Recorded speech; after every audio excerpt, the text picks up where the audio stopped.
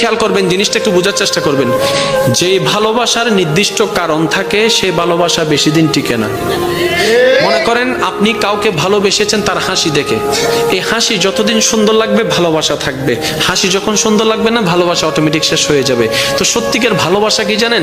যে ভালোবাসার কোনো নির্দিষ্ট কারণ থাকে না, যে ভালোবাসা অন্তর থেকে হয়ে যায়, অনুভব থেকে হয়ে যায়, নির্দিষ্ট কারণ খুঁজে পাবেন না। না আপনার হাসি দেখে হয়েছে, না আপনার চোখ দেখে হয়েছে, না আপনার ব্যবহার দেখে হয়েছে, কোনো কারণ ছাড়া আপনি অটোমেটিক আপনার অন্তরে ফিল চলে আসলো, আপনি ভালোবাসা শুরু করলেন, যেটা আপনি দেখেন নাই, না দেখে ভালোবাসা শুরু করেছেন।